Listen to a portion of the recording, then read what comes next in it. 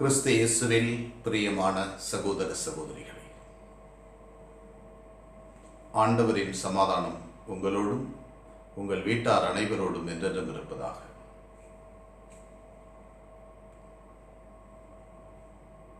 ஆண்டவர் இயேசு இன்று அவர் அன்பு செய்வது போல அன்பு செய்ய சொல்கிறார். நண்பர்களுக்காக தன் உயிரை கொடுப்பதை விட மேலான அன்பு எதுவும் இல்லை. நான் உங்களை நண்பர்கள் என்றேன். அடிமை தன்னுடைய எஜமானனுடைய விருப்பம் அறியாது, ஆனால் நண்பர்கள் அறிந்திருப்பார். இந்த இயேசுவினுடைய இந்த இறைக்கூற்றை முதல் திருச்சபை தன்னுடைய சீடர்களிடம் மிகுந்த அன்போடும் கரிசனையோடும் இருப்பதை இன்றைய முதல் வாசகத்தில் நாம் பார்க்கிறோம். திருத்தூதர் பணிகளிலே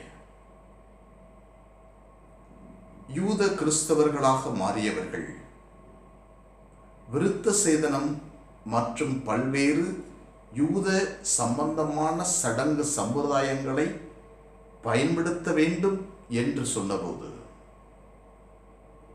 பவுலும் பேதுருவும் இந்த செயலை கண்டித்து கிறிஸ்துவத்தை, குறிப்பாக கிறிஸ்துவை பின்பற்றுவதுதான் வாழ்வினுடைய நோக்கம். சடங்குகளோ சம்பிரதாயங்களோ வெளி அடையாளங்களோ மனிதனுக்கு முக்கியமல்ல, மாறாக கிறிஸ்துவை ஏற்றுக்கொள்ளுதல் தான். அதை ஆழமாக பின்பற்றுங்கள் என்பதை முதல் எருசலேம் திருச்சங்கத்தின் வழியாய் வெளிப்படுத்துகிறார்கள். தன்னுடைய நண்பர்கள் மீது, தன்னுடைய இறைமக்கள் மீது மிக ஆழமான அன்பு கொண்ட இறைமக்கள், மிக ஆழமான அன்பு கொண்ட சகோதர சகோதரிகள். இதே அன்பை தான் இன்றும் நாம் செயல்படுத்த அழைக்கப்படுகிறோம். நம் வாழ்வு முறையில் அடுத்தவர்களுக்கு தொந்தரவு கொடுக்காமல், அடுத்தவர்களுடைய நலனில் அக்கறை கொண்டு, அடுத்தவர்களுடைய வளர்ச்சிக்காக வாழுதல், அடுத்தவர்கள் நன்றாக வாழ வேண்டும் என்பதற்காக முயற்சிகளை எடுத்துக்கொண்டே இருத்தல். இதுதான் கிறிஸ்துவத்தினுடைய தனித்தன்மை. இதுதான் இயேசுவின் அன்பை பகிர்ந்து கொள்ளுதல்.